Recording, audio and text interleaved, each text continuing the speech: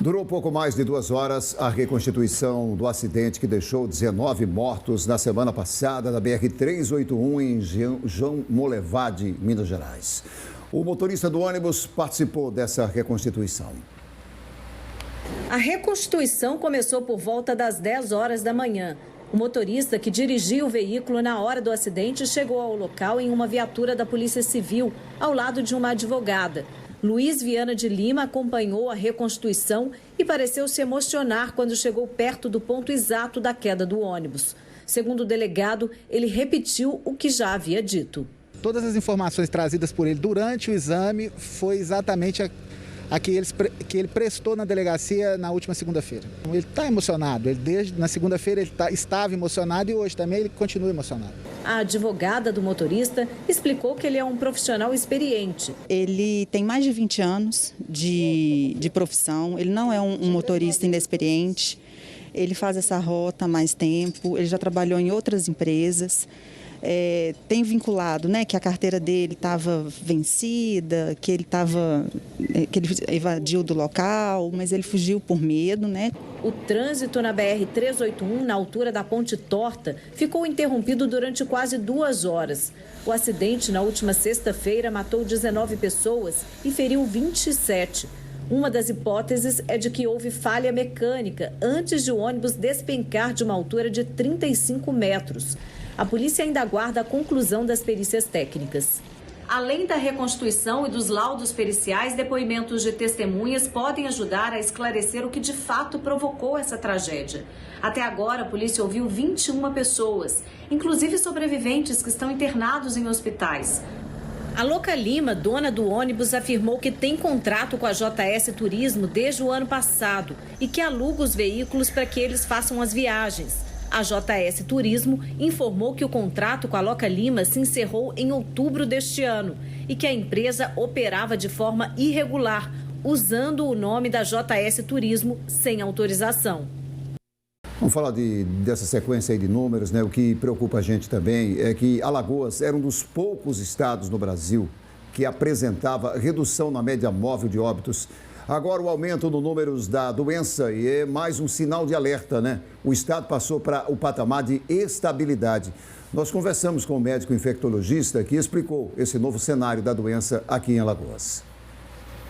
Os números estavam em queda e voltaram a subir. Então, na hora que começa a aumentar o número de casos, começa por tabela, começa também a aumentar o número de óbitos, E um dado que preocupa bastante é que o número de casos novos que tem aparecido muitos casos em gente jovem, pessoas que estavam mais protegidas e que agora não estão tanto.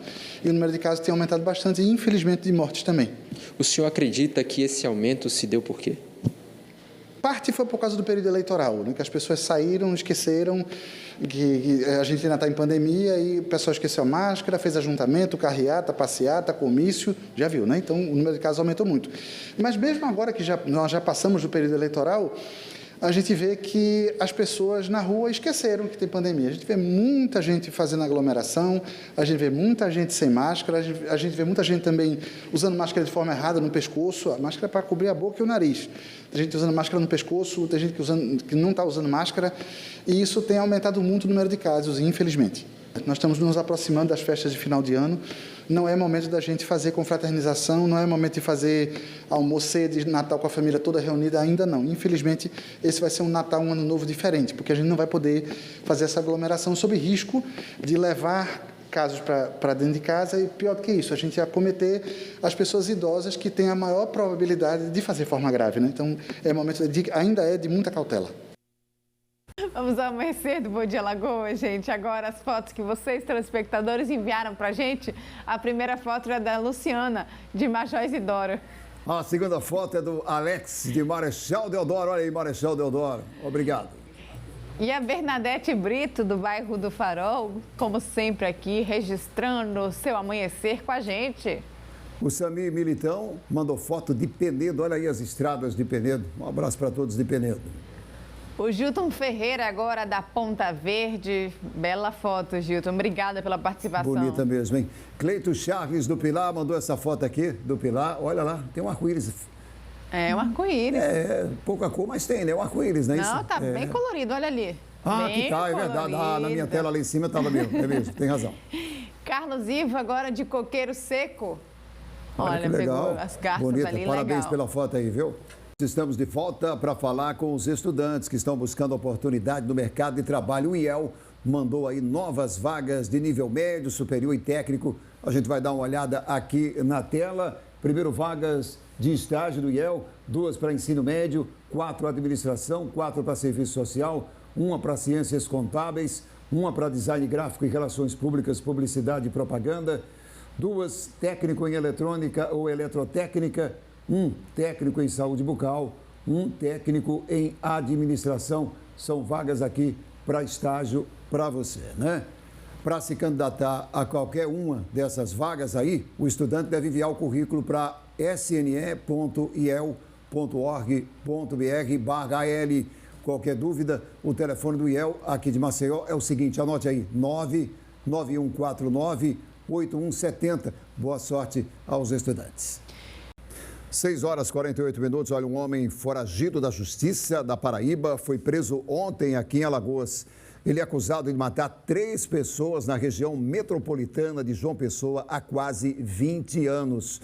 O repórter Abdias Martins traz mais informações para a gente sobre essa ação policial. Abdias. A prisão do suspeito, que tem 62 anos, foi em Marechal Deodoro, na região metropolitana de Maceió. O trabalho de investigação foi integrado entre as polícias civil da Paraíba e daqui de Alagoas. Ele é acusado de um triplo homicídio que foi feito na cidade de Bahia, na região metropolitana de João Pessoa. Os crimes foram em 2002 e 2003.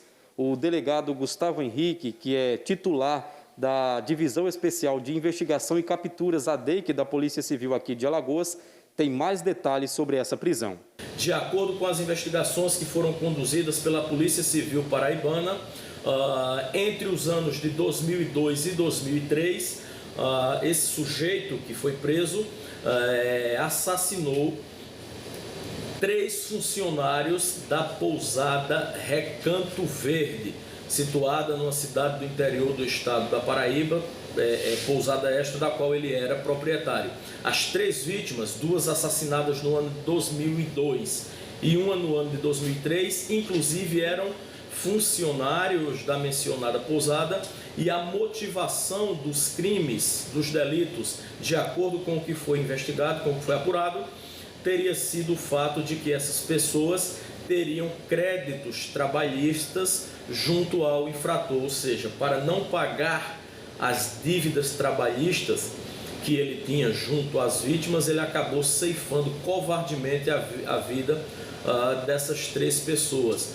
Como se não bastasse a hediondez, a barbaridade desses crimes, o infrator ainda enterrou os 3 corpos numa área da mencionada pousada, da qual, repito, ele era proprietário. Após toda uma instrução criminal, a Justiça paraibana acabou condenando esse indivíduo e expedindo um mandado de prisão preventiva contra ele. Mandado este que foi encaminhado aqui para a Polícia Civil de Alagoas para cumprimento, tendo em vista que existiam informações de que ele estaria homicidiado aqui no estado. Após receber esse mandado, há cerca de um mês, agentes da GPJ1 e do Tigre, aqui da DEIC, encetaram diligências e acabaram localizando este indivíduo na Praia do Francês, em Marechal Deodoro, local onde ocorreu a prisão. Após a prisão, o suspeito foi encaminhado para o sistema prisional aqui de Alagoas, onde ele permanece à disposição da Justiça da Paraíba. Voltamos ao estúdio. 6h31, voltamos com Bom Dia. Olha, no quadro da Previdência Social de hoje, vamos falar sobre salário maternidade. Você pode mandar suas dúvidas aí pelo 994030740. Quem vai nos ajudar a tirar todas as dúvidas é o educador previdenciário Luiz Bezerra, que está aqui com a gente. Luiz, para começar, bom dia, bem-vindo, muito obrigado pela sua presença aqui com a gente. O que é esse salário maternidade? Bom dia, Gilvan, bom dia, Sofia. Bom dia a todos os telespectadores de Bom Dia Alagoas.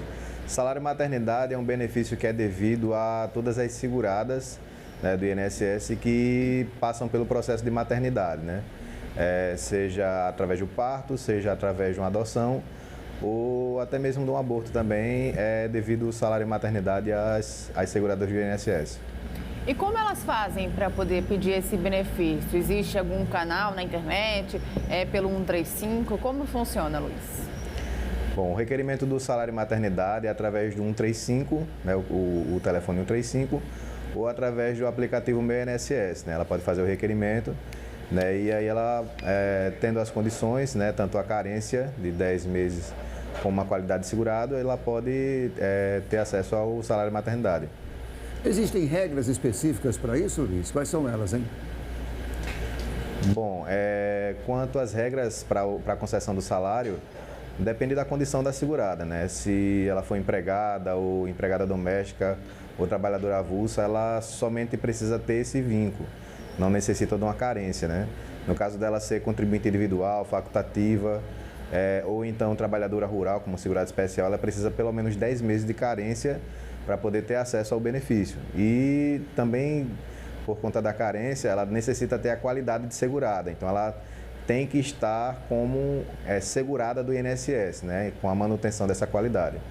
E como que funciona para elas saberem mais sobre essas regras, sobre essas determinações? Existe algum canal, existe alguma lista de regras específicas que elas podem seguir, que elas podem se orientar?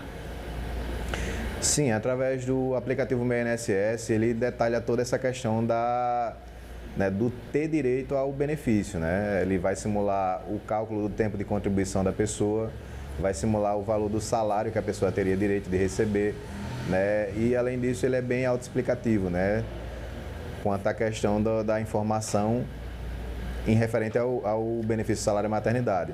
E também a pessoa pode ter acesso pelo portal 135, né? Pelo canal 135, ela liga, né, para o telefone e ela tem acesso, sim, também a essas informações, se ela teria direito ou não ao salário maternidade. Você falou uma coisa importante, que é essa questão de fazer tudo à distância, né? Não precisar ser presencial nessa questão do salário maternidade. Existe algum momento que é necessário ser presencial, caso haja alguma dúvida, algum problema, ou não? Você pode fazer tranquilamente pelos canais? A pessoa pode fazer tranquilamente pelos canais, né? Pelos canais remotos, tanto pelo 135, fazer o requerimento, quanto pelo INSS. Inclusive, pelo INSS, ela pode fazer tudo sem comparecer à agência, né? Ela faz o requerimento, se for necessário solicitar alguma documentação complementar, ela pode fazer também esse cumprimento de exigência pelo próprio aplicativo INSS. E caso assim ela não tenha condições de fazer pelo INSS, ela pode comparecer a uma agência para cumprir essa exigência, apresentar a documentação, né, que vai ser digitalizada e encaminhada para o servidor que está analisando o processo dela.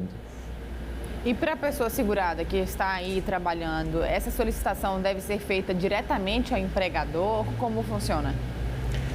Isso mesmo. Para quem é empregado, né, que trabalha a carteira assinada, ela não precisa requerer pelo meu INSS, ela vai requerer diretamente à empresa, né, e o INSS vai transferir esses valores para o empregador. Então, o empregador paga o empregado o salário de maternidade e o INSS paga ao empregador esse salário de maternidade. Eu acho que é uma dúvida muito comum. O pai que adota, ele tem direito a esse salário de maternidade? Sim, nos casos de adoção, né, se for uma família monoparental, onde só existe o pai, ou então se decorrente de relação homoafetiva, ele tem direito sim. Inclusive também se houver o falecimento da mãe, nos casos do parto, né, o pai também teria direito ao salário de maternidade, desde que ele tenha as contribuições, né, a mesma regra. A carência, que é 10 meses, e a qualidade de segurado. Quais são os valores desse salário maternidade? Ele varia, ele é fixo, ele varia de quanto a quanto? Referente aos valores, né, depende da categoria de segurada da Previdência. Né? Se for uma segurada empregada ou empregada doméstica, ela vai receber exatamente o salário que ela vinha recebendo, né? O valor do último salário. Né? Se for contribuinte individual, facultativa, né, ela vai receber a média dos últimos 12 meses, das últimas 12 contribuições dela. Né? E se for trabalhadora rural, um salário mínimo. Né? Então, é basicamente isso. Né? Dependendo da categoria da segurada, vai ter a relação referente ao salário que ela vai receber. É sempre bom consultar no aplicativo Meu INSS, né, quanto ela teria direito a receber, né, com a questão do salário de maternidade. As mulheres que precisaram passar aí por um procedimento legal de aborto, elas têm direito? Se o aborto for até a 22ª semana, a seguradora do INSS ela vai receber durante 2 semanas o benefício. A partir da 23ª semana, né, quem passou por esse processo de aborto, ela vai receber o salário normal como se fosse um parto, né? Vai receber durante 120 dias. Né? Agora, esse aborto ele tem que ser um aborto não criminoso ou um aborto legal, que é aqueles casos que são autorizados pela Justiça, e a pessoa tem que ter né, os requisitos para poder ter direito ao salário maternidade. Luiz, daqui a pouco você volta para a gente tirar todas as dúvidas daqui dos telespectadores que estão nos mandando. A gente quer agradecer mais uma vez a sua presença. 994030740. Você pode mandar a sua pergunta que daqui a pouco a gente volta para falar sobre esse e outros assuntos em relação à Previdência. E agora a gente volta a falar do aumento de alguns alimentos, o que tem pesado ainda mais no bolso do consumidor. Muita gente tem feito manobras para poder gastar menos e a previsão é que a subida dos valores só pare depois do mês de maio do ano que vem. Fazer compras nessa época de pandemia está cada vez mais caro. E isso a Ana Kelly já percebeu. Percebi que aumentou bastante e o que a gente vem fazendo é substituindo algumas coisas. O que levava habitualmente vem tentando, né, no possível, substituir por outras mais baratas, modificando as marcas, procurando outras marcas similares. E o que não dá para substituir, infelizmente, tem que colocar no carrinho. A batata inglesa foi o item que mais aumentou de preço. São quase 30% de aumento, seguido pelo tomate, que subiu 18,45%, o óleo de cozinha, 9,25%, o arroz, 6,28% e as carnes, que estão 6% mais caras. De acordo com o IBGE, esses aumentos vêm acontecendo desde junho, mas o maior foi registrado neste mês de novembro. Agora os consumidores estão tendo que diversificar os locais de compra para tentar economizar. Comprando em feiras, apesar dessa questão do Covid, né, a gente está tentando se organizar mais, se manter em casa. Mas assim, comprar em feiras, comprar em lugares diferentes, para ir fazendo essa caça de preço mesmo. O Nicolas tem um trailer onde vende batatas fritas. Ele, mais do que ninguém, sentiu no bolso o aumento no preço da batata inglesa e do óleo de cozinha. Fora também os laticínios, os queijos também que tiveram um aumento de torno de 40%. Fora também a dificuldade de encontrar muitos itens no supermercado também com alguns fornecedores. Então tem muita coisa também faltando no mercado, além também do aumento de preço e também com compras limitadas, né? Está acontecendo bastante também, isso acaba também dificultando um pouco a operação da gente. Mas apesar do aumento repassado pelos fornecedores, ele ainda está segurando os preços antigos para os clientes dele. Apesar desse impacto, a gente está se organizando, cortando alguns custos fora essa parte da alimentação para conseguir manter ainda a margem, mas também ainda sem passar esse valor para o cliente, pelo menos até o final deste ano. A partir de janeiro, a partir também de como as coisas estiverem acontecendo, é que de fato a gente vai conseguir ter uma percepção melhor para ver o que consegue passar ou não para o consumidor, para que também ele obviamente não se sinta prejudicado. Esse economista explica os motivos que levaram a essa alta no preço dos alimentos. A gente tem o motivo do aumento da demanda mesmo, do consumo doméstico. As pessoas mais tempo em casa, elas estão consumindo mais alimentação dentro de casa. Então, isso faz com que muitos produtos in natura venham a aumentar a demanda e pressionar preço. A outra causa é entre safra. Muitos produtos, muitos vegetais, agora no verão, eles têm uma queda na produção, porque é um período que só vai chover agora em janeiro, fevereiro. Então, a gente tem no final da primavera e verão agora uma redução nas águas e só final de janeiro, começo de fevereiro é que começa a chover mais um pouquinho e melhorar a safra dos vegetais de período curto, né, de produção. A outra questão é exportação, se bem que a batata necessariamente não foi exportada, mas a questão de cereais, por exemplo, o Brasil exportou muito mais cereal esse ano que nos anos anteriores e isso pressionou também a oferta interna. Então, reduzindo a oferta interna, você pressiona o preço. E, por último, o governo sistematicamente vem reduzindo os estoques reguladores, e esses estoques hoje praticamente inexistem, e isso faz com que não haja produto estocado para equilibrar preços na entre-safra. Então você junta tudo isso e temos aí uma pressão enorme nos alimentos, mas que por enquanto só está nos alimentos. A inflação não está ainda de forma sistemática em todos os outros produtos, apenas alimento, e deu um repique agora na questão do transporte por conta do aumento dos combustíveis. Segundo ele, a situação pode começar a melhorar só no ano que vem. Lá para maio, junho, é que a gente pode ter normalização das safras, né? E isso se a segunda onda da Covid não vier muito forte e não pressionar ainda mais os preços no mundo inteiro, não é só no Brasil. O que nós estamos vendo em relação ao alimento é uma acomodação num patamar de preço mais alto. Os alimentos eles não voltam mais aos preços de 2019. A gente começou com a carne, depois foi para os cereais e agora são os vegetais de ciclo curto, né? De colheita rápida. Então a gente está tendo aí um novo patamar de preços que não volta mais e a população vai ter que se readequar a esses patamares. É verdade, Gilvan. A gente estava comentando ontem aqui, né, do valor da feira, que realmente aumentou bastante. E são pequenas coisas, como ele falou, até os vegetais estão mais caros. E a dona de casa vem sentindo isso há um certo tempo, né? A começar pela essa questão da inflação. A inflação no supermercado ela é muito maior do que a inflação geral. Às vezes você tem um percentual de inflação, mas as coisas estão bem mais caras que isso. Mas estão. Tem alguns produtos que estão, né? As pessoas estavam acostumadas ali a fazer a feira com R$400, por exemplo. Estão fazendo com mais de 500, né? Já perceberam que alguns itens cresceram muito. Você percebeu isso, né? É verdade. Nas frutas e verduras, dá para se perceber bastante. Muito bem. São coisas sazonais, né? Você tem a questão da estiagem, tem a questão da chuva, tem a questão da plantação, tem o preço, tem as exportações que muitas vezes valem mais a pena do que vender no mercado interno. Tudo isso pesa, né? Tudo isso tem pesado. Ivan. E imagina para aquela pessoa que faz feira, por exemplo, toda semana, cada 15 dias, tem ali uma média de preço que ela vai gastar.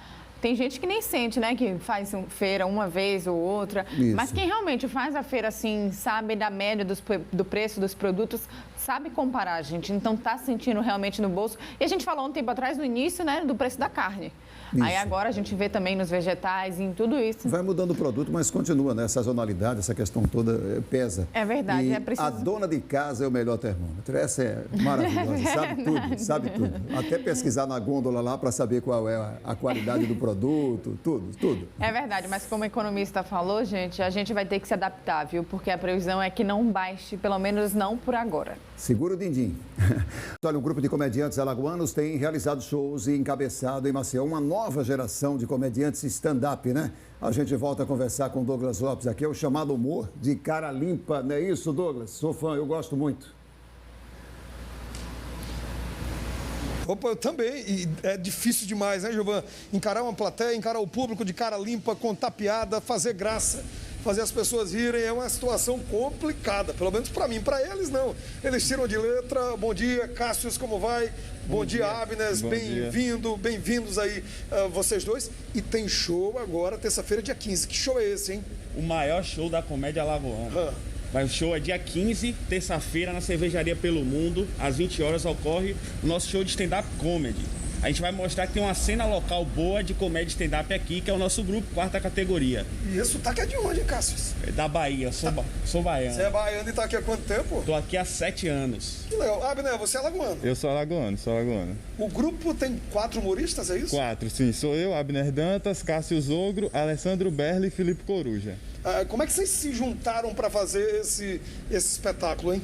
Meio que todo mundo começou a fazer aqui separado e teve uma hora que eu e Cássio dissemos, não, vamos fazer um show juntos. E chamamos Alessandro e Coruja, aí se tornou um grupo. Então são 4, como é que se chama o grupo? 4ª categoria. 4ª categoria. Isso. E vocês trazem mais um de fora agora para o show de terça-feira, dia 15, que é o... Sim, terça-feira tem o Rafael Tibério, comediante de Recife. A gente tá fazendo essa conexão. Nós já fizemos show lá em Recife, já trouxemos alguns comediantes de lá para cá. E terça-feira é Rafael Tibério. Importante, eles vão conhecer, ele vai conhecer o público de Maceió e vocês, quando vão lá, conhecem o público de Recife, o público pernambucano.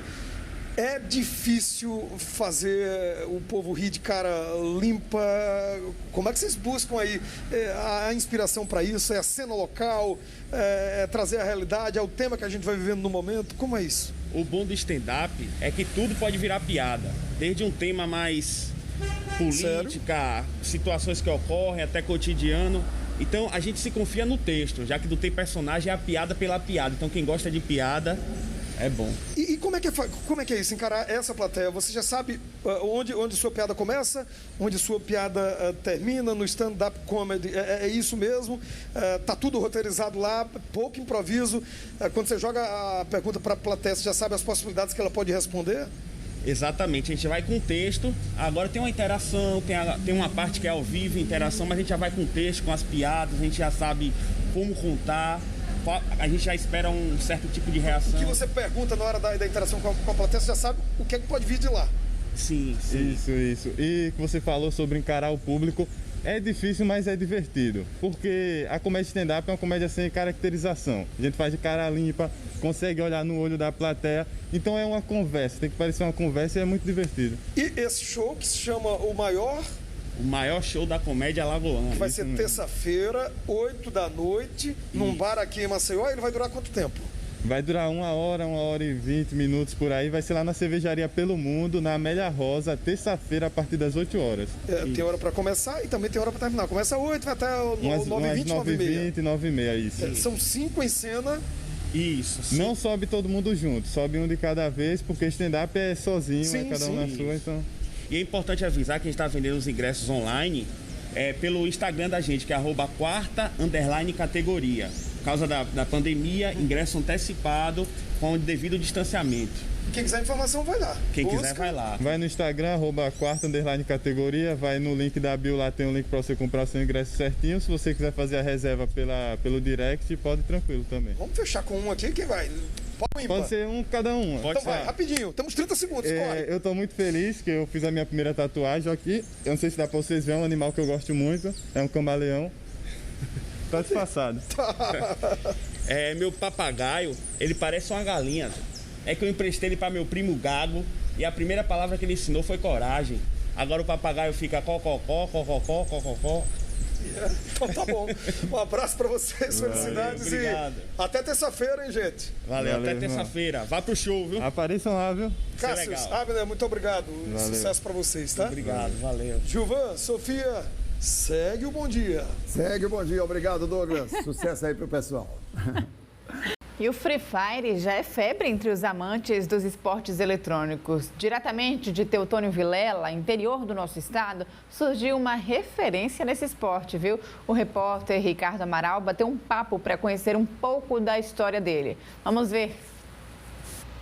Ele é uma fera do mundo dos games, mas o alagoano de Teutônio Vilela nem sempre teve intimidade com os jogos. Porque, não tinha aquela qualidade. O time queria que o cara fosse bom, né? Realmente tivesse uma taxa de abate, que é uma porcentagem de tiros adequada, um KD, que é uma pontuação que ele faz muito abate na partida.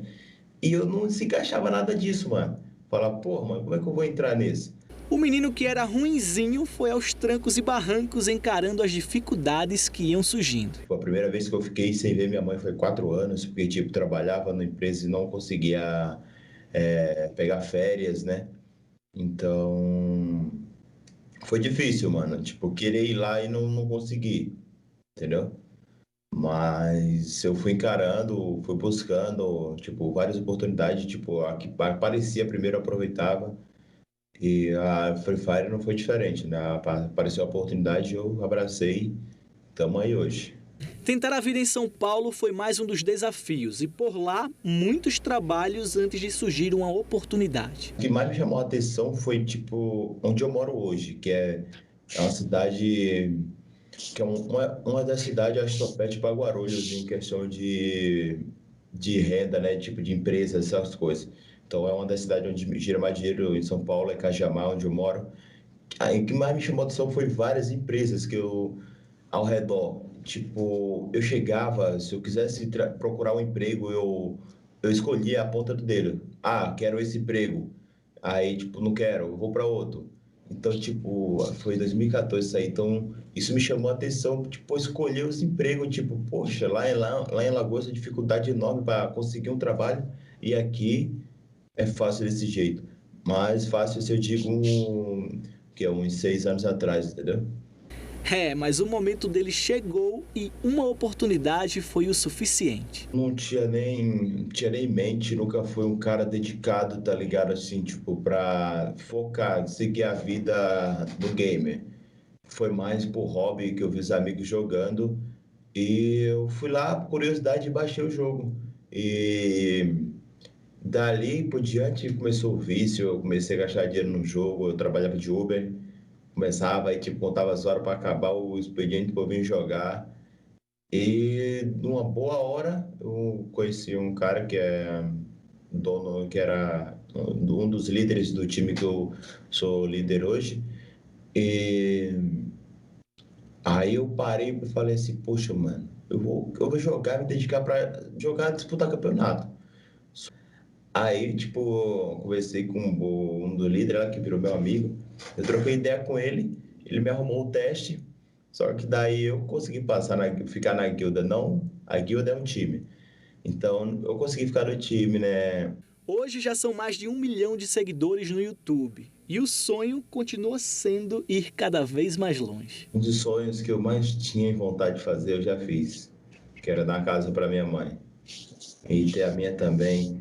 Mas onde eu quero chegar, boa pergunta. Para mim, o céu é o limite. Eu vou, não importa jogos e diferente, o que vir eu vou para cima, eu quero ir. Eu quero ajudar muita gente. Hoje ajudo gente pra caramba, entendeu? Então, tem gente que depende de mim hoje.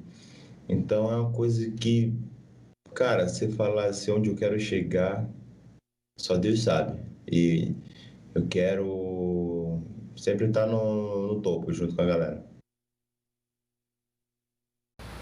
E a gente continua falando de saúde, viu? Porque a Covid, ela tem deixado diversas sequelas em pacientes que foram contaminados pelo vírus. Uma dessas sequelas, por exemplo, é o desencadeamento de doenças como o diabetes. As pessoas que não tinham podem passar a ter, como a gente mostrou ontem aqui no Bom Dia Alagoas. Mas para entender melhor como funciona essa influência da doença, a gente vai conversar agora ao vivo com Douglas Lopes aqui no telão, que vai trazer detalhes para a gente de como esse aumento da glicose que a Covid causa tem influenciado nesse desencadeamento da doença, né, Douglas? Olha, Sofia, de forma preocupante, por isso que fala, diabéticos fazem parte do grupo de risco, e não é à toa não, viu? É muito sério, você falou bem, quem não é diabético passa a ser, quem é pré-diabético também vai lá, quem já é diabético, as taxas sobem, disparam, e é preocupante e pode levar à morte. A gente está aqui com o Dr. Johnny Guzmão, endocrinologista, para explicar tudo para a gente. Dr. Johnny, bom dia, bem-vindo. Por que isso acontece? Que fenômeno é esse? É uma agressão ao pâncreas que o coronavírus faz? Bom dia, Douglas. Bom dia, Sofia, Gilvan. Bom dia a todos os telespectadores. Então, a Covid-19 é uma doença que vem desafiando a gente, né, de todas as formas. E aí, recentemente, a gente teve uma surpresa desagradável, mais desagradável ainda, que o Covid agora está atacando órgãos endócrinos também. Então, o pâncreas e a tireoide passaram a ser alvos também da Covid. E aí, como você falou, pacientes que já são diabéticos, eles têm uma elevação da taxa, têm uma piora do quadro de diabetes, e pacientes que já são pré-diabéticos, eles podem evoluir para o diabetes propriamente dito, e pacientes que não são diabéticos por agressão no pâncreas ou por uma agressão autoimune, já que a gente tem que lembrar que o corona, ele é um vírus que causa uma resposta imunológica extremamente exacerbada no nosso organismo, e por isso ele pode desenvolver um diabetes de forma autoimune, que seria o diabetes tipo 1. Doutor, as pesquisas já sabem o porquê e como isso acontece, ou ainda tudo muito novo também para vocês? Isso. O mecanismo que acontece a piora do diabetes no Covid, isso é uma coisa que ele já vem de outros vírus. O mecanismo é o mesmo. Então, como que acontece? Para a gente entender melhor isso, a gente primeiro precisa dividir os diabetes. A gente tem o diabetes tipo 1, que é um diabetes de origem autoimune. Ou seja, numa agressão autoimune, o nosso organismo ele passa a desenvolver células de defesa que vão atacar o nosso pâncreas. Isso é o diabetes tipo 1, o diabetes autoimune. No diabetes tipo 2, que é a grande maioria dos casos de diabetes, o que é que acontece? Indivíduos que são sedentários, que têm síndrome metabólica, são indivíduos que têm hipertensão, obesidade, eles passam a ter uma resistência à insulina. Então o pâncreas ele passa a produzir menos insulina e eles acabam desenvolvendo o diabetes tipo 2, ou seja, ele produz uma insulina em menor quantidade e além de se produzir em menor quantidade, essa insulina ela não consegue chegar onde ela tem que chegar. E aí, pensando na infecção, como é que isso acontece?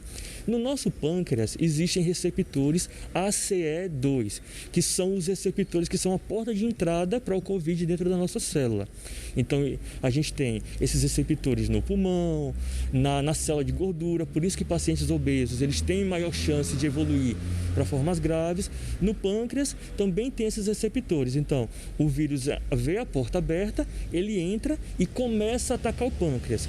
Quando ele causa a destruição das células do pâncreas, então você tem uma diminuição dessas células e, consequentemente, você tem piora do diabetes para quem já é diabético, quem é pré-diabético passa a ser diabético e no caso do diabetes tipo 1, da origem autoimune, você tem uma soma de duas coisas. Você tem a agressão direta do pâncreas pelo próprio vírus e você também tem uma resposta imunológica exacerbada que vai gerar uma resposta autoimune e aí você vai ter dois agentes destruindo o pâncreas e aí causando diabetes. Doutor, a probabilidade disso acontecer é que taxas hormonais são alteradas? Isso. Para a gente descobrir que o paciente é diabético, a gente tem que ter uma elevação do nível de glicose. E aí você ter uma glicose medida em jejum maior que 126 ou uma glicose medida ao acaso maior que 200, isso já configura o diabetes. O risco do COVID causar diabetes é uma coisa que não é muito bem estabelecida, isso é uma resposta individual. A gente não tem um preditor, não tem um exame que vai dizer a probabilidade do paciente ter. Cada organismo está reagindo de um jeito. Isso, cada organismo de um jeito. Para todos os médicos que a gente entrevista e conversa, eles falam, tá desafiador, a cada dia é uma coisa nova. Para o senhor também tem sido isso a cada dia nos hospitais que o senhor trabalha? Como é que tem sido a sua rotina? O senhor trabalha em 2 hospitais aqui de Maceió. Isso.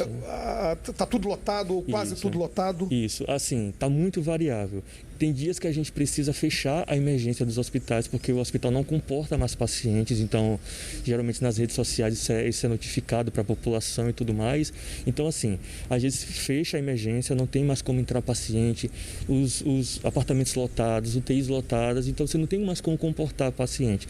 Quando as altas vão acontecendo, os pacientes vão sendo remanejados, aí abre, mas assim, a gente está realmente numa fase de... É muito rotativo. Muito rotativo, muito rotativo. A recomendação seria essa mesmo, ficar em casa, se preservar, se puder. Use máscara sempre ao sair, álcool em gel. Isso, álcool em gel, máscara, distanciamento social, evitar aglomerações, porque realmente a situação os números estão começando a subir de internações, apesar das mortes estarem num estado de estabilidade, mas o número de infecções eles estão aumentando muito. E aí, conforme aumenta a infecção, a probabilidade de morte acaba aumentando, porque estão voltando a aparecer pacientes muito graves nos hospitais e tem sido um desafio, porque manejar o diabetes no paciente com Covid é muito complicado, porque o tratamento do Covid usa corticoide, você precisa de corticoide para tratar o Covid. E o corticoide, ele piora muito o diabetes, porque o corticoide ele faz aumentar a glicemia. Então a gente tem que aumentar as doses de insulina. Então, para a equipe de endocrinologia dos hospitais é sempre muito desafiador um paciente diabético com Covid, porque a gente precisa trabalhar realmente com dose alta de insulina para poder controlar. Você vai controlar o vírus e descontrola a diabetes. Descontrolando a diabetes, muda toda muda organicamente a sua vida e é terrível. Porque isso vira um efeito em cadeia. O tratamento das complicações, porque hoje ainda não existe um tratamento direcionado para o vírus, a gente vai tratar as complicações. E entre as complicações está a tempestade de citocinas, que é aquela resposta inflamatória altamente violenta que acontece no paciente. Esse tipo de complicação tem que ser tratada com corticoide. E aí, quando você trata com corticoide, o corticoide ele é contrarregulador da insulina, ele tem um efeito contrário à insulina. Então, ele aumenta os níveis de glicose. Para você trabalhar nessa faixa, você tem que entrar com insulina em dose alta. É muita insulina que você tem que dar para o paciente, e aí o manejo é muito mais complicado, porque você tem um paciente inflamado, você tem um paciente que está evoluindo com a resposta inflamatória muito violenta, e além disso você ainda tem um corticoide aí ajudando a piorar o diabetes.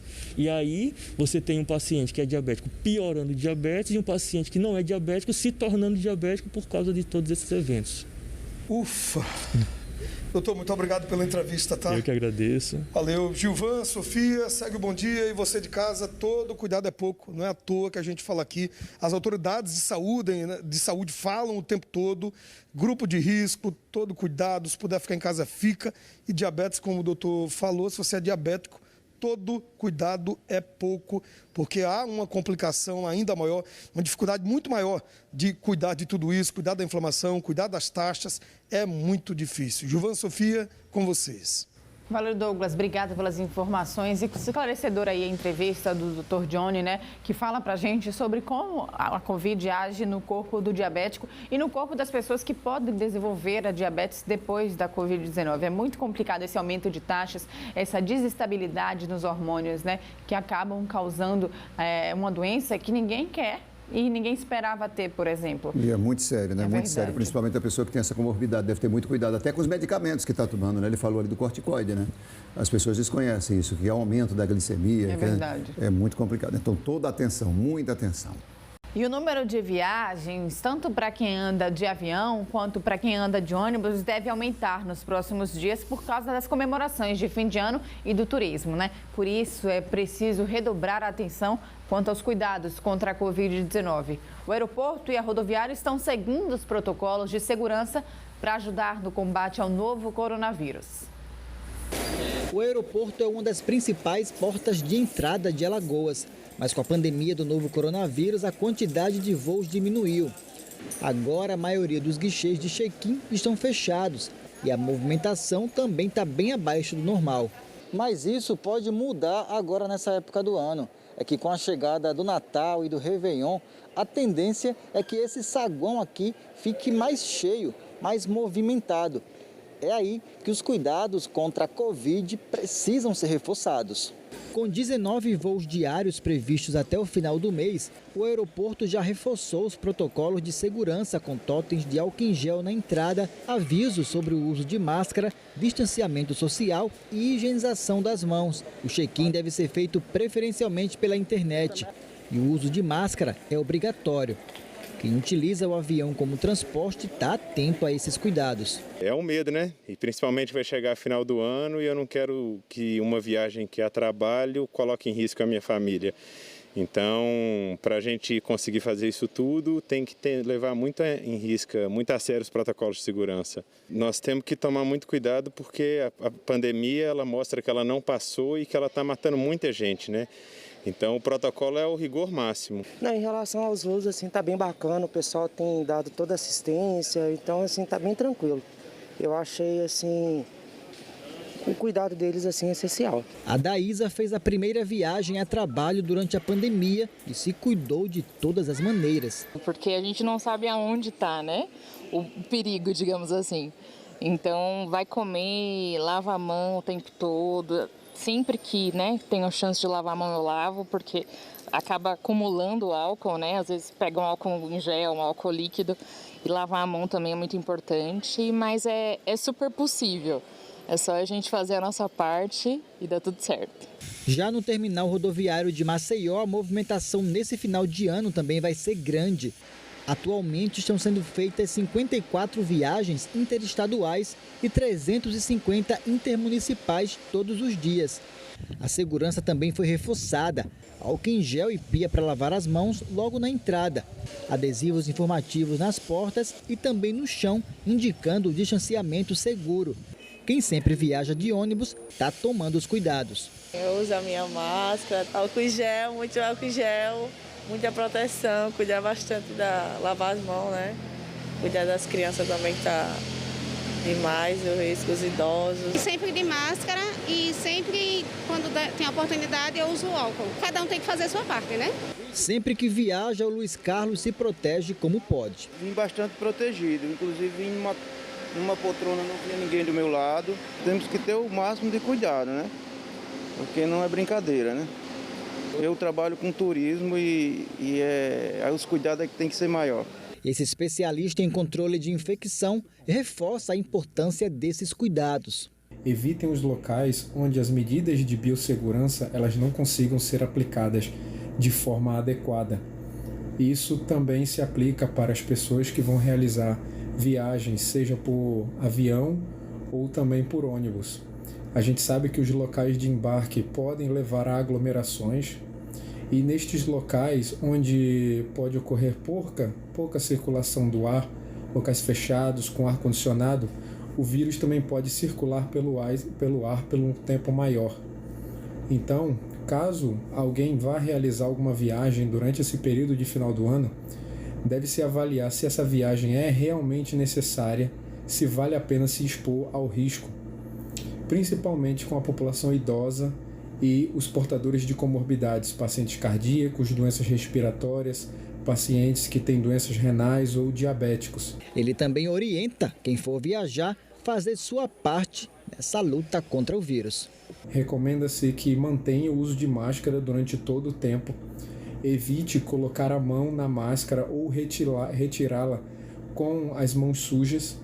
Levar sempre um álcool a 70% para higienizar frequentemente as mãos, principalmente quando for mostrar documentos ou então quando precisar colocar as mãos em corrimões ou então manipular as bolsas. Mantenha sempre algumas máscaras extras na bolsa. As máscaras elas devem ser trocadas a cada 2 ou 4 horas, principalmente, e guardá-las em local separado para depois higienizá-las de maneira adequada. Nos locais de embarque, mantenha a distância de pelo menos 1,5 m a 2 metros entre as pessoas e evite contatos afetivos como apertos de mão, abraços ou beijo com pessoas que você não conhece o histórico de saúde. Semanalmente, o Observatório Alagoano de Políticas Públicas para o Enfrentamento da Covid-19 em Alagoas tem divulgado aí uma análise do comportamento da doença no estado. A gente conversa com Douglas Lopes agora, porque essa semana a gente está completando 50 semanas de análise, não é isso, Douglas?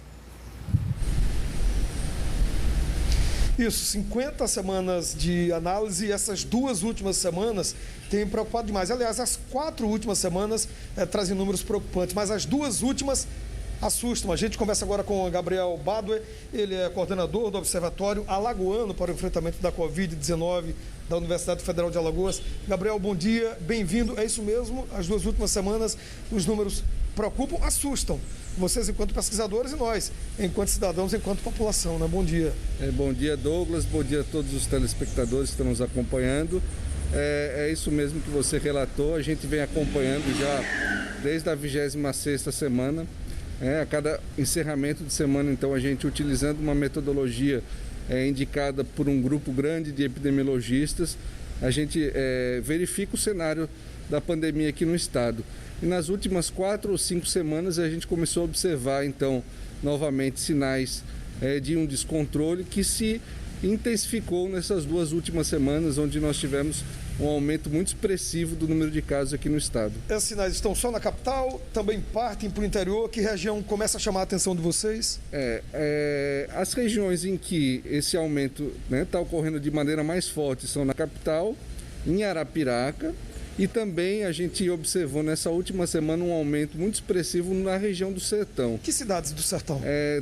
Tanto na 9ª quanto na 10ª região, que tem como sede as cidades de Santana do Ipanema e Delmiro Gouveia. Então nós tivemos aumentos expressivos nessas duas regiões. Quando você começa a observar a curva, que a gente fala, a curva epidemiológica, esses estudos, que vocês comparam agora com o início lá que vocês começaram a fazer todo esse trabalho, elas são curvas parecidas?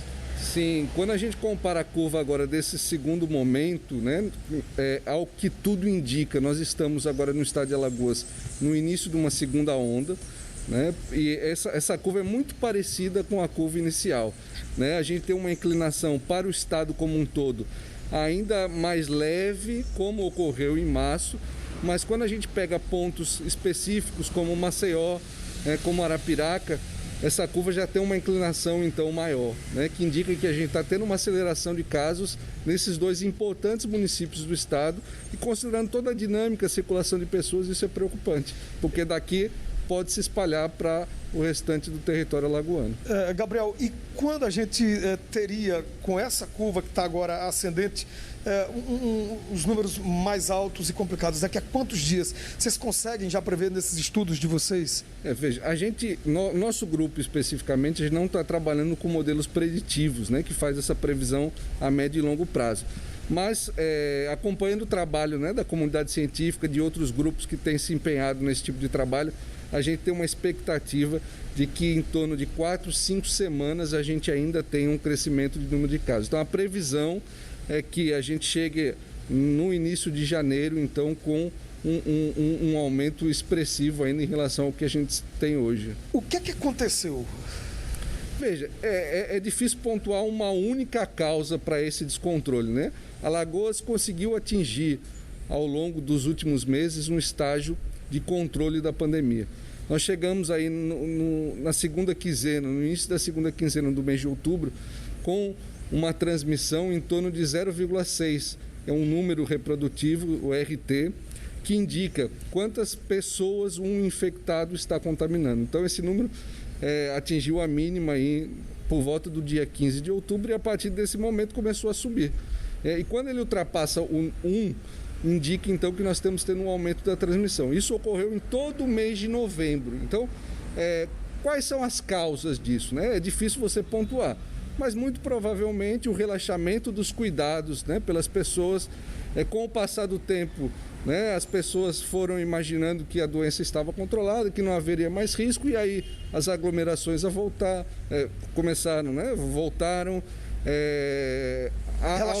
Relaxamento, a ausência da utilização da máscara, mãos, que comprovadamente é um mecanismo importante para a contenção da transmissão, a higienização das mãos. Então, todos esses cuidados que a gente tem que ter, é a única forma de a gente conter a transmissão, eles foram sendo deixados de lado, né? Então, isso muito provavelmente contribuiu para a gente chegar nesse estágio atual. A gente liga a TV, liga o rádio, vai para o jornal, vai para a revista, vai nos sites de notícias, está lá o tempo todo falando sobre a vacina.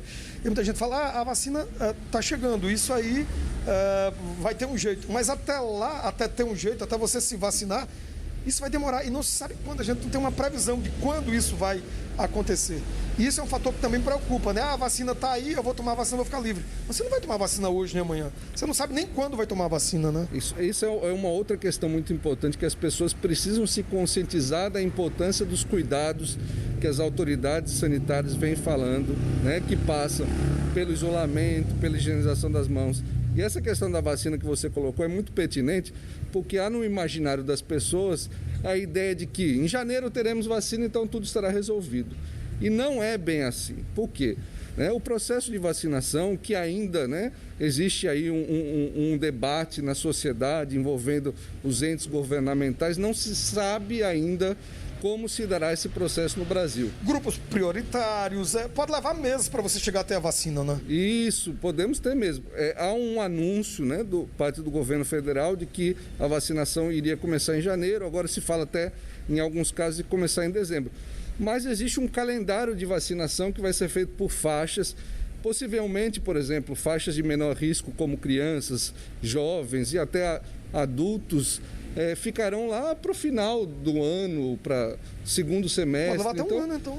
A gente vai levar meses para que a gente consiga atingir uma imunidade coletiva, né? E que aí todos, então, estejam livres da infecção. A gente está na semana de número 50, o relatório dessa semana deve ser divulgado no início da próxima. Isso, a gente tem sempre, né, a partir do encerramento das semanas epidemiológicas, que ocorrem todo sábado, a gente trabalha aí no final de semana, né, a partir desse encerramento, e na segunda-feira sempre divulgamos o relatório, que pode ser encontrado no site da Faculdade de Nutrição da UFAL.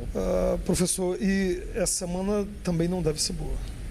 Pelos números que a gente vem acompanhando, né, os números oficiais que são a base do nosso trabalho, a gente está tendo um aumento expressivo de casos e a gente deve ter ao longo dessa semana, então, mais uma vez, infelizmente, um aumento em relação à semana anterior. Muito obrigado, professor. Bom dia e bom trabalho, tá? Obrigado. Bom dia a todos. É isso. Gilvan, Sofia, não tem outro jeito. Máscara, uso do álcool em gel, tentar manter o distanciamento, só sair de casa se for necessário. Ter cuidado com você, com a sua família, com todo mundo, né? É o mínimo que a gente pode fazer. É a tal da responsabilidade e a tal da empatia, né? Eu preciso me colocar no lugar daquela pessoa para que aquela pessoa não sofra o que outras pessoas estão sofrendo e que eu também não possa sofrer. É um negócio muito sério. Então, a gente está fechando aí a semana de número 50, com os números de pesquisadores da Universidade Federal de Alagoas. Vamos agora para a semana de número 51.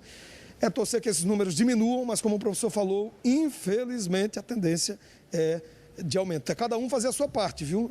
Todo mundo, cada um por si, cada um por todos, e pensar no coletivo não tem outro jeito. Contigo, segue o bom dia, a gente volta já. Já a palavra é não baixar a guarda, sabe, Douglas? E parece que as pessoas fizeram isso. Há um relaxamento, você percebe isso, as pessoas andando na orla. Eu estava dando uma passeada na hora, passei a noite na orla, e muita gente sem máscara. É impressionante a quantidade de pessoas que estão sem usar máscara, e isso nos deixa aflito, né? Porque não é só por aquela pessoa que está andando. É aquela pessoa que está andando e vai voltar para casa, vai visitar o avô, vai encontrar um parente, vai encontrar o amigo e está, de certa forma, levando, né? A doença não é individual, né? Não, eu estou na rua, eu vou adoecer e eu posso morrer. Não, eu estou na rua, eu posso pegar a doença, levar para outra pessoa e essa pessoa morrer. As pessoas têm que pensar dessa forma, simples assim. Obrigado, Douglas. Muito obrigado. E o educador previdenciário Luiz Bezerra está de volta com a gente para responder as perguntas que você aí de casa mandou para a gente pelo WhatsApp 994030740. Luiz, a primeira pergunta é do José Irã. Ele diz o seguinte: ele fez a perícia do INSS no dia 24 e até agora ele não tem nenhuma resposta. O que ele pode fazer? Irã, é o nome dele? Isso. Irã, né? Irã, na verdade, se você fez a perícia dia 24 e você não teve resposta, o que você pode fazer é entrar em contato com a central 135, né, e verificar se existe alguma pendência de algum benefício para ser tratada. Né? Em relação a isso, você também pode entrar em contato com um dos telefones do plantão, né, da agência que você fez a perícia, para saber qual é a pendência e como é que você pode resolver para a questão do tratamento, né? Tem a pergunta agora da Helena, viu? Ela diz o seguinte, que teve as filhas há exatamente 1 ano e 9 meses. Ela é moradora rural, só que no registro do bebê não tem que ela é moradora rural. Será que ela tem direito ao salário maternidade? Eu trabalhei durante a gestação. Ela não trabalhou durante a gestação? Não trabalhou durante a gestação. Agora sim, saber se ela é ligada à Previdência, né? Se ela tem esse vínculo, né? Isso, exatamente. Se ela é trabalhadora rural, nesse caso ela vai necessitar de uma comprovação, né, de que ela trabalhou pelo menos 10 meses e de que esses 10 meses eles fazem parte do tempo de manutenção de qualidade segurado, né, que seria de pelo menos 1 ano antes do nascimento das crianças, né? E aí essa atividade rural ela precisa ser comprovada, né, através de documentação da terra, né, documentação qualquer tipo de informação que comprove que ela é trabalhadora rural, né? Então esse tipo de qualidade segurado, que é o segurado especial, né, de trabalhador rural, ele necessita ser comprovado. Aí se ela tiver documentação comprobatória, né, referente aos 10 meses, né, de carência e mantiver a qualidade segurada, ela teria sim direito ao salário maternidade. Ô Luiz, mas eu tenho uma dúvida aqui em relação a essa pergunta da Helena, por exemplo, porque ela já teve a filha dela, as filhas dela, há 1 ano e 9 meses. Ela continua tendo esse direito ao salário maternidade por quanto tempo? Sim, a questão do salário maternidade ele pode ser requerido até 5 anos após o nascimento da criança. né? Então, se ela tem essa documentação comprobatória, mesmo que ela não apresente no ato do nascimento, né, após o nascimento imediatamente, ela pode requerer até 5 anos o salário para poder receber o benefício.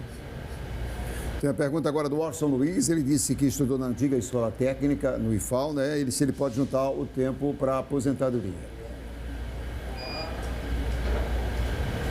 Sim, nesse caso do IFAL, né, da escola técnica, ele pode sim juntar, ele vai pegar uma certidão, né, dentro da instituição e vai ser contado o tempo líquido que ele tem na instituição como aluno de lá, aluno aprendiz, né? E esse tempo ele pode ser sim juntado ao tempo de contribuição, o tempo líquido. A Elaine pergunta o seguinte, ela está com ficha na carteira há 6 meses só e ela está com 14 semanas. O que ela deve fazer para receber esse auxílio maternidade, esse salário maternidade, na verdade? Com quantos dias ela deve entrar em contato com o INSS? Mas aí fica aquela questão que precisa desse tempo de carência, né? Você falou 10 meses, se não me engano? Isso, exatamente. Existe a carência de 10 meses, só que como ela está como empregada, nesse caso ela só necessita da qualidade segurada, né? Ela não vai necessitar a questão da carência. Então ela vai apresentar no nascimento, a certidão de nascimento da criança, junto à empresa. A empresa vai fazer o pagamento do salário maternidade a ela e a empresa vai requerer junto ao INSS o ressarcimento. Então, nesse caso, ela vai apresentar a documentação diretamente na empresa. Essa é uma regra que vale para todas as seguradas que são empregadas. Tem uma pergunta aqui da Fernanda Calheiros, que muitas pessoas devem a situação parecida com a dela. Ela trabalha há 2 anos sem carteira assinada, sempre com a resposta que a empresa diz que vai contratar e não contrata, né? Ela está grávida, como é que ela faz para ter direito à licença maternidade ou não tem? Ela está há 2 anos sem contrato. Trabalhando, mas sem carteira assinada. Trabalhando, mas sem carteira assinada. O primeiro passo é a regularização desse vínculo trabalhista, né? Porque, genericamente falando, a gente vê que existe um vínculo, só que esse vínculo não é regulamentado, né? Não é de uma forma legal. Então, nesse caso, assim, ela tem que buscar a regularização desse vínculo para poder ter direito ao benefício junto ao INSS. Porque, assim, se ela não tiver essa regularização, esse salário ela não teria direito, né? Não teria direito a receber. A Lucy, ela diz o seguinte, ela é pescadora artesanal e fez uma cirurgia na mão, tem 1 mês e 15 dias, só que ela não conseguiu agendar a perícia médica. Ela tem 53 anos, como é que ela faz para marcar essa perícia? O canal de requerimento da perícia médica é 135 e o meu INSS. Então ela vai baixar o aplicativo, o meu INSS, fazer o requerimento e realizar a perícia médica. Como ela é pescadora artesanal, ela vai necessitar comprovar esse vínculo rural. Na verdade, o pescador ele é enquadrado como um trabalhador rural e, nesse caso, ela vai apresentar após a perícia para poder comprovar a carência e a qualidade segurada dela. A Viviane tem 2 perguntas. A primeira é a seguinte, ela tem 2 dúvidas. Quem paga o INSS por conta própria, como faz para pedir o benefício? Porque minha mãe tem problemas de saúde. Nesse caso, eu acredito que seria um auxílio-doença, né? Ela vai também requerer pelo 135 ou pelo meu INSS. Se ela já paga por conta própria, acredito que como contribuinte individual, ela não necessitaria da comprovação dessas contribuições, já que elas são automáticas, né? Se ela está pagando, vai aparecer no sistema e aí ela só necessitaria marcar uma perícia pelo 135 ou pelo meu INSS. Aí ela vai ter 2 escolhas, né? Ou ela vai fazer a perícia presencial, que ela vai apresentar o atestado na agência, ela pode requerer pelo INSS, ou então ela vai pedir uma perícia à distância, que seria pelo próprio aplicativo INSS, né? E o médico vai analisar de uma forma remota, né? Esse caso é tratado como a antecipação da perícia. Só como já está havendo perícia, ela pode escolher essas 2 modalidades, tanto a presencial, que ela vai marcar uma data para comparecer à agência, como ela pode fazer de uma forma virtual, que ela vai anexar o atestado ao INSS e ele vai ser analisado de uma forma remota. Tem outra pergunta dela, da Viviane, que é o salário maternidade. Como é que fica hoje com a situação da Covid-19, já que as empresas ficam deixando as grávidas em casa, impossibilitadas de trabalhar? Nesse caso, como ainda existe o vínculo empregatício, né, continua da mesma forma. Ela vai apresentar a certidão de nascimento à empresa e a empresa vai dar o salário maternidade, vai pagar o salário de maternidade a ela e a empresa vai requerer junto ao INSS o ressarcimento, né, desse pagamento desse salário de maternidade. O Gilberto quer saber como ele pode ver o tempo de contribuição dele no INSS. Gilberto, no teu caso, você necessitaria somente baixar o aplicativo MNSS, né? E lá você vai ter a simulação do tempo de contribuição, né? Vai estar lá disponível. Então você vai ver direitinho lá tudo que está cadastrado como vínculo empregatício, como contribuição, e você pode ter essa opção de fazer essa simulação pelo próprio MNSS. É um aplicativo muito bom, muito tranquilo, né? A pessoa tem várias informações, detalhamento de tempo de contribuição, de valor de salário e de benefício que teria direito hoje. Então, assim, pelo próprio meu INSS, ele teria várias informações que seriam bem úteis para ver essa questão de aposentadoria. A Lu Menezes está dizendo o seguinte: salário maternidade para professores segue a regra, porque mês de janeiro é mês de férias. Sim, nesse caso tem as duas condições, né, para professor. Se ele é empregado, né, se a professora é empregada, ela vai requerer diretamente à empresa, que seria o colégio, né, para poder o colégio fazer esse pagamento. Se, por exemplo, houve uma rescisão do vínculo empregatício, né, ela vai requerer diretamente ao INSS na condição de desempregada, né, após o parto, e ela também teria direito ao salário, sim, se ela mantiver essa condição de segurado do INSS. O Naldo, ele quer saber o seguinte: quem é do BPC vai ter o abono de R$2.000? Essa questão do abono ainda está em votação, eu acredito, né? Então, assim, o BPC hoje não tem nada garantido assim que vai ser pago além do salário que a pessoa já recebe, né? Então, hoje, assim, não tem nada concreto referente a esses R$2.000, né? A gente quer agradecer, Luiz, a sua presença aqui no Bom Dia mais uma vez. Muito obrigado, viu? Bom dia para você e muito obrigado pelas orientações e respostas. Eu que agradeço, né? Bom dia a você, Gilvan, Sofia, a todos os telespectadores, né, do Bom Dia Alagoas. Agradeço a oportunidade e até uma próxima. Até uma próxima.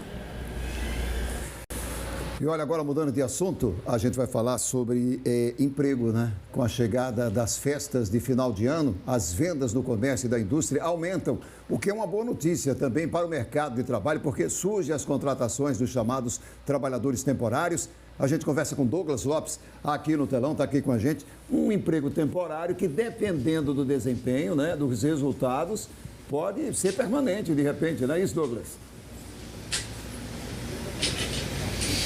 Isso, é agarrar essa oportunidade com unhas e dentes, dar o seu melhor sempre, mostrar que pode ser útil para aquela empresa e agarrar essa oportunidade. A gente conversa agora quais os direitos do trabalhador temporário com o advogado especialista, doutor Carlos Hidalgo, que vai trazer todas as informações para a gente. Doutor, bom dia, bem-vindo. Tem mudanças, né, de 2019 para cá, algumas evoluções na legislação. O que é que mudou na prática? Quais os direitos do trabalhador temporário? É igual ao trabalhador que já está lá, fixo, há anos na empresa? Muda alguma coisa? E o que é que mudou, doutor? Bom dia, bem-vindo. Bom dia, Douglas. Bom dia aos telespectadores. Na verdade, há mudanças, sim. E o trabalho temporário, pelo próprio nome, pela própria natureza, quando a gente fala em contrato por prazo determinado, tem como diferença principal o momento da rescisão contratual. Em regra, os trabalhadores temporários têm os mesmos direitos, 13º, férias, FGTS, hora extra. O que vai mudar principalmente é no momento da demissão, da rescisão, uma vez que esses trabalhadores temporários ou qualquer outro com prazo determinado não terão direitos, por exemplo, ao aviso prévio ou à multa de 40% do FGTS. E ele pode passar durante quantos meses sendo temporário lá com essa nomenclatura? O trabalhador temporário, ele pode hoje, depois dessa última alteração, até 180 dias, podendo ser prorrogado por mais de 90 dias na mesma empresa. Então, um total de 270 dias prestando serviços temporários para a mesma empresa. Essas mudanças foram no ano passado? Foram em 2017 e foram aprimoradas em 2019 também com algumas outras modificações. E uma coisa muito importante da gente deixar claro, Douglas, é que o contrato temporário ele não é a mesma coisa que o contrato por prazo determinado. Aquela hipótese da CLT que a gente já conhece, contrato de experiência, contrato por obra certa, contrato de safra, é uma disposição diferente. Porque o contrato temporário ele exige como requisito a relação tríplice, a empresa, o empregador, o empregado e também uma outra empresa que vai fazer essa intermediação da mão de obra do trabalho temporário. Seria terceirizada, que a gente chama? Seria uma espécie de terceirização, através de uma empresa prestadora de serviços temporários, é contratada por aquela empresa e vai contratar aquele funcionário para prestar serviços temporários. Eu, enquanto empregador, eu não posso contratar de forma direta uma pessoa. Exatamente, posso, não pode. pode. No caso do contrato por prazo determinado, como o contrato de experiência, o contrato por obra certa, aí sim, a empresa contrata diretamente o empregado. Mas em se tratando de contrato temporário, tem que haver essa relação tríplice. A empresa de trabalho temporário é quem contrata o empregado e a empresa tomadora de serviços contrata essa outra empresa. Você falou que eu posso passar naquela empresa mais de 200 dias como temporário? Isso. 270 dias. E depois, 180 mais 90. E depois desse período, eu posso voltar quando para aquela empresa de forma temporária de novo? Há uma quarentena legal de 90 dias. Se o trabalhador passou 270 dias trabalhando para aquela empresa, ele não pode trabalhar temporariamente para a mesma empresa se não passar desse prazo de 90 dias. Ele pode voltar como trabalhador contratado? Comum. Ele pode ser contratado com contrato individual, contrato padrão, aí não teria nenhuma irregularidade. Mas para ele trabalhar como temporário novamente, teria que esperar 90 dias. Inclusive, se não esperar os 90 dias, aí sim, a consequência seria a consideração desse contrato como comum e não como temporário. Quando começaram as mudanças nas leis trabalhistas no Brasil, 2017, com no ano passado novas resoluções, a gente ficou na dúvida, o trabalho precarizado ele vai substituir o trabalhador temporário? São coisas diferentes? São. A gente tem que fazer a diferenciação, principalmente quando a gente vai tratando de alguma hipótese de terceirização. É diferente quando a gente fala em pejotização, que seria transformar o trabalhador em uma pessoa jurídica, em uma empresa, para fraudar a relação trabalhista. O contrato temporário, se seguidos todos os requisitos, ele não tem nenhuma irregularidade. A lei traz quais são os ditames que devem ser seguidos e a gente tem que observar fielmente para que isso não ocorra nenhum tipo de problema no futuro. Qual a principal dúvida de quem é contratado nessa época do ano? Essa é uma época em que as empresas correm atrás demais desse trabalhador temporário. Vai aumentar minhas vendas, eu preciso de alguém aqui. Tem um tempo mínimo para você permanecer lá de forma temporária? A gente falou do tempo máximo, mas o tempo mínimo, eu só quero para os 10 últimos dias antes do Natal ou só os 10 últimos dias antes do fim do ano. Perfeito. Não há um tempo mínimo, porque o trabalho temporário, em uma das situações, é justamente para substituir um pessoal permanente da empresa ou quando há esse acréscimo na demanda dos serviços. Então, nesse final de ano, é muito comum a empresa ter um acréscimo de 10 dias, de 20 dias. Então, ela pode contratar um trabalhador temporário, através de uma empresa interposta, para trabalhar somente aquele período que vai ser necessário. Mas a gente sabe que é uma oportunidade muito boa para que os trabalhadores conheçam a empresa, conheçam o serviço e, quem sabe, possam ser efetivados no ano que vem ou assim que terminar o contrato temporário. E por esse período de 10, 15 ou 20 dias, você paga proporcional? Você paga proporcional os dias trabalhados normalmente. Férias, décimo, FGTS, tudo em cima da proporcionalidade dos dias trabalhados. Lembrando que esse prazo de 270 dias, ele não precisa ser contínuo, ele pode também ser descontínuo. Então, o máximo são 270 dias, 180 mais 90, ainda que de forma parcelada. Para a gente colocar no dia a dia, na prática, eu contrato por 3 meses. Eu achei que você foi legal, eu posso repetir esse prazo. Pode repetir. Desde que não ultrapasse 270 dias. Perfeito. E desde que mantida a justificativa da transitoriedade. Você não pode simplesmente contratar um trabalhador temporário sem que você tenha motivos para essa contratação. Porque o prejuízo que o trabalhador vai ter nesse caso é exatamente na rescisão. Quando ele é contratado temporariamente, ele já tem mais ou menos uma noção de quando ele vai encerrar aquele contrato. Então, por isso, ele não tem direito legalmente à multa de 40% e ao aviso prévio.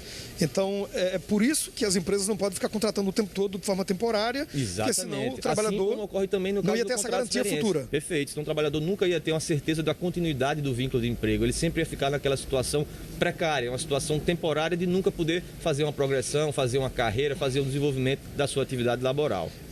A gente fala que essa época é a época de você dar o seu sangue, né, o seu máximo, o seu gás, para quem sabe aquele emprego temporário ficar uma coisa fixa. Com certeza. Porque a gente vê, Douglas, muito... Tem que se atentar aos seus direitos. Tem que ficar atento a isso e pesquisar também a empresa. Não adianta aceitar qualquer tipo de emprego, a gente sabe que não está fácil, o emprego está difícil, mas tem muitas empresas aí que não merecem alguns funcionários. Esses empregados têm que estar atentos, têm que pesquisar se a empresa é séria, se ela paga regularmente os direitos trabalhistas, se ela anota a carteira de trabalho, conversar com outros colegas que trabalharam naquela empresa, tudo isso para lá na frente ele não ser surpreendido com o não pagamento das suas verbas contratuais e suas verbas eventualmente rescisórias. Vamos lá, fui contratado pela empresa de forma temporária, é uma terceirizada que me contratou, se dá problema, não consigo receber, a empresa contratante de quem é a responsabilidade? Da terceirizada, da contratante, da contratada? Perfeito, essa pergunta é muito importante porque quando teve essa alteração em 2017, muita gente pensava isso, ora, a empresa contratante vai estar...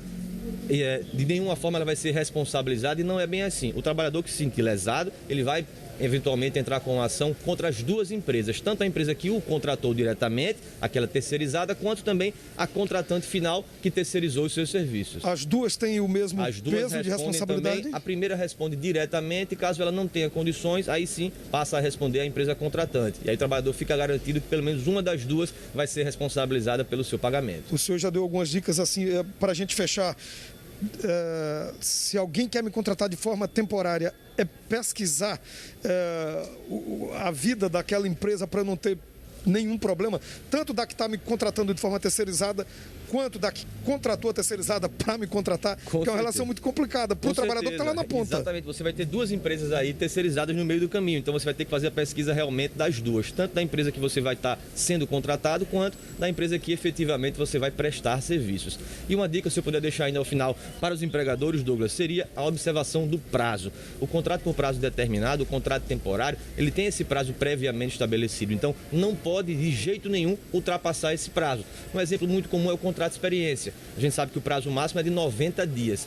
Se o trabalhador passar um dia a mais trabalhando, não é mais contrato de experiência, ele passa a ser contrato indeterminado. Então, mesma coisa do contrato temporário e do contrato por prazo determinado. Se a empresa não observar corretamente, estritamente aquele prazo previamente estabelecido, o contrato pode virar indeterminado e aí terá consequências como pagamento de aviso prévio, de multa de 40% e outras nuances. Que às vezes a empresa, querendo agir de má fé para ter lá mais tempo trabalhando, começa a ficar prorrogando os prazos, então a legislação está de olho trabalhista para acompanhar tudo isso. Com certeza. E qualquer irregularidade pode fazer a denúncia diretamente para o sindicato, para o Ministério Público do Trabalho ou procurar um advogado de sua confiança para, se for o caso, ajuizar a competente ação judicial. Valeu, doutor Carlos Hidalgo, muito obrigado, bom dia, bom trabalho, tá? Bom dia, Douglas. Valeu. Gilvan, Sofia, segue o bom dia. Começa a chover aqui no calçadão do comércio de Maceió. A gente volta já já. A gente começou com chuva logo cedo, né? Logo aqui com o Pedro, aqui na parte alta da capital. Está chegando ao centro a chuva agora. É verdade. Alguns pontos aqui nublados na cidade vão fazer com que a chuva caia hoje, viu, gente? Obrigado, Douglas. Pois é, como a gente mostrou aí, fim de ano chegando e a tradição de se estourar fogos de artifício é bem comum. No entanto, é preciso muito cuidado, como a gente viu aí na reportagem. Tivemos casos aí de fogos de artifício que explodiram de forma errada e acabou machucando cerca de 24 pessoas aí em Coruripe, como a gente viu, né? A gente conversa agora com Pedro Ferro para saber como deve acontecer a instalação desses fogos. Pedro, para soltar é preciso, primeiro, ter muito cuidado e o que deve ser feito em relação à segurança, né, Pedro? Verdade, Amorim, olha só, como a gente acabou de ver na reportagem, perdão, Gilvan, Gilvan, como a gente viu aí na reportagem, as pessoas se feriram. Poderia ter acontecido algo bem pior, né? As pessoas acabaram ficando em uma posição que esses fogos foram em direção delas e todo cuidado é pouco num momento como esse, já que são fogos de alto alcance. A gente está aqui com o capitão Rafael Duarte, do Corpo de Bombeiros, que vai explicar para a gente. Capitão, muito perigoso, né? Esse manuseio com os fogos, justamente onde tem um grande público. O final de ano está chegando. Quais são as medidas de segurança que as pessoas devem ter para se resguardarem aí contra os acidentes? Bom dia a todos. O Corpo de Bombeiros sempre se preocupa nesse período do ano, porque é o período onde as pessoas tendem a utilizar esses materiais, né, fogos de artifício, que a gente considera que são materiais muito perigosos, né, para o manuseio, principalmente quando se manuseia de forma inadequada. É importante lembrar que em toda caixa, em todo fogo de artifício tem um rótulo, e no rótulo tem as orientações de como aquele equipamento deve ser acionado. E aí deve ser seguidas estritamente essas orientações do rótulo, deve ser utilizado com o maior cuidado possível e, em caso de dúvidas, ele não deve ser acionado. Outra preocupação é que, para um determinado limite, né, fogos de até 2 polegadas de bitola, acima de 2 polegadas de bitola, é necessária a elaboração de um projeto de segurança. Esse projeto tem que ser apresentado ao Corpo de Bombeiros, ele vai ser analisado. Depois de analisado, o Corpo de Bombeiros fará uma vistoria no local e aí sim aqueles fogos podem ser liberados para o uso. Como a gente viu aí, né, o acidente que aconteceu lá em Coruripe, as pessoas colocaram os fogos amparados por algumas pedras ali, né? O manuseio, na verdade, não deveria ser esse, né? Como eu falei, cada tipo de fogo de artifício tem uma forma de ser utilizado que está descrita no rótulo. Alguns eles precisam de um suporte, alguns eles precisam ser acionados com uma determinada distância, outros devem ser acionados acima das pessoas, outros, cada um com uma orientação diferente. E aí, para isso, a gente precisaria saber quais foram os fogos que foram utilizados nessa situação e verificar qual era a orientação para aquele tipo de fogos. Mas o importante é lembrar que a prudência é sempre necessária na hora de utilizar esses materiais. No caso, precisa de uma licença para poder fazer esse tipo de show, né, pirotécnico aí nos dias do Réveillon ou em outras festas, né? Existe a necessidade, né? Como eu falei, fogos até a bitola de 2 polegadas, elas são de uso livre, desde que se siga as orientações do rótulo da embalagem daquele material. Acima de 2 polegadas, pela nossa legislação, é necessário que seja elaborado um projeto, esse projeto seja encaminhado ao Corpo de Bombeiros, passe por todos os trâmites, no final é feita uma vistoria para ver se os fogos foram montados conforme o projeto, aí sim o Corpo de Bombeiros libera o documento para a realização daquele show pirotécnico. E, inclusive, é importante lembrar que para esse tipo de fogos, né, que nesse limite, ele só deve ser acionado por um profissional capacitado, habilitado para realizar aquele show. No caso, a gente está falando aqui da licença e vamos supor que, Deus o livre, aí um acidente aconteça num evento como esse que a gente viu em Coruripe ou em outro evento nessas festas de final de ano. Como é que as pessoas devem proceder, capitão? A preocupação da gente é que esse ano, com a diminuição das festas oficiais, né, muitas pessoas podem querer fazer suas queimas de fogos por conta própria. Então, não custa a gente reforçar, né, a necessidade de prudência, preocupação com a segurança na hora de se propor a fazer esse tipo de uso. Além disso, no caso de um acidente, imediatamente as pessoas devem acionar o Corpo de Bombeiros por 193 ou o SAMU por 192, que as vítimas serão prontamente resgatadas. Outra orientação é que, se for utilizar esses fogos, se utilize desses fogos a uma distância adequada de edificações, muito cuidado com crianças, né, na hora de utilizar esses fogos, muito cuidado com áreas de vegetação também, com edificações, principalmente também com edificações que representem risco, como postos de gasolina, reservatórios de combustível, etc. No caso, o mais propício seria uma área isolada, de fato, para o manuseio desses fogos. Exatamente. Cada tipo de fogos ele tem um determinado raio que deve ser isolado ao redor antes de ele ser acionado, né? Para cada tamanho de fogos a gente precisa de uma determinada distância de segurança. Tanto é que quando a gente tem a queima de fogos na praia, as balsas elas ficam a uma grande distância da areia, né, para resguardar a população que está na areia. Isso aí também vale para esses fogos que não precisam de projeto. Cada um deles tem a distância de segurança adequada descrita no seu rótulo. Às vezes tem aquele dono de casa que está fazendo uma festa familiar e quer só soltar aqueles famosos pistolões, né, para fazer só umas luzezinhas no ar e tal.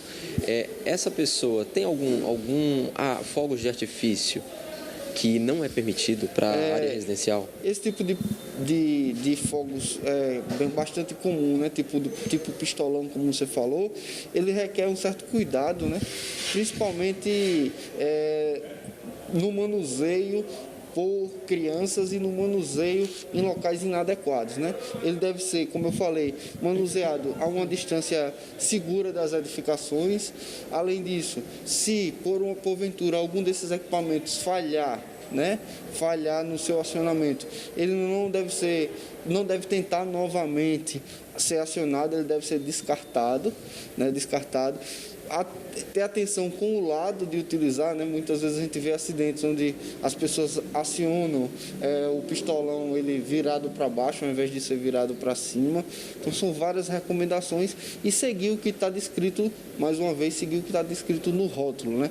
Outra recomendação importante falei aqui várias vezes de rótulo, é utilizar fogos certificados, né? E esses fogos certificados são os que vêm, normalmente eles vêm numa embalagem, normalmente eles têm rótulo, normalmente eles se diz nesse rótulo o que deve ser feito. Então às vezes as pessoas compram fogos clandestinos e esses fogos não têm o devido controle da quantidade de pólvora, não tem o rótulo mostrando como ele deve ser utilizado e acaba que eles podem causar um acidente. Capitão, o senhor falou aí uma coisa bem interessante, que é a questão do descarte, né? Descarte dos fogos. Vamos supor que os fogos acabaram falhando. Como é que a pessoa deve descartar de forma segura? Esses fogos eles não devem ser utilizados novamente, né? Eles podem ser descartados no lixo, mas eles não devem ser utilizados novamente. A preocupação é que, às vezes, o pistolão ou qualquer outro tipo de fogos falha e a pessoa tenta novamente acionar e aí o mecanismo de acionamento ele já está danificado e nisso que ele tenta acionar novamente acaba causando uma explosão ou um incêndio num momento inadequado, quando a pessoa ainda está tentando acionar novamente e aí acaba causando um acidente. Então é importante que esses não sejam reutilizados, eles sejam descartados. As pessoas que estão em casa, que estão vendo uma queima de fogos irregular, por exemplo, elas podem fazer uma denúncia? 193, 190 ou 181, né? Que é o número de denúncia da Secretaria de Segurança Pública, 181, ou ligar diretamente para 193, que é o número de emergência do Corpo de Bombeiros, ou 190, que é o número da Polícia Militar. Capitão, zonas rurais, a gente sabe que muitas pessoas ainda estão isoladas, né, por conta da pandemia, a pandemia não acabou. O senhor acha que zonas rurais também não seria um ambiente propício, já que tem muita vegetação? Esse período do ano, né, a gente tem acompanhado um período bastante seco, né? A gente está no final da primavera, início do verão, então a gente está entrando no período mais seco e quente do ano, onde a gente tem bastante vegetação seca. E isso essa vegetação ela tende a se incendiar muito facilmente. Então, o uso inadequado de fogos de artifício também pode iniciar um incêndio em vegetação. Então, é uma preocupação do Corpo de Bombeiros também nesse período, que esse uso inadequado desses fogos não inicie incêndios em vegetação. Então, é possível ser utilizado na área rural. O risco é menor do que na área urbana, né? Porque não tem tantas edificações, tantas pessoas ao redor, mas é necessário se atentar para onde esses fogos vão cair para que eles não iniciem um incêndio de vegetação. Capitão, muito obrigado pelas informações, teus esclarecimentos. Bom dia, viu? O Corpo de Bombeiros agradece e para a gente o melhor é que não se use os fogos de artifício, né? Para o Corpo de Bombeiros é melhor que não se use. Mas como esse período é tradicional o uso, a gente recomenda o máximo de prudência e cuidado na hora de se utilizar. Capitão, muito obrigado. Até mais. E só lembrando, gente, qualquer acidente que venha a acontecer, que Deus o livre, liga para o Corpo de Bombeiros, o número é 193. Em caso de denúncia também, como o capitão bem falou, pode ser 193, 190, Polícia Militar, ou 181, que é o número do Disque Denúncia. A denúncia vai ser anônima. Gilvan, Sofia, eu volto com vocês. Obrigado, Pedro. Você não errou não, me chamando de Amorim, sabia? Você sabia que você não errou? Sabia, Pedro? Meu nome é Gilvan Nunes Amorim, acabou acertando, é Gilvan de quê? Não tem problema não. Então acabei, não errei, então, vou errou, considerar essa.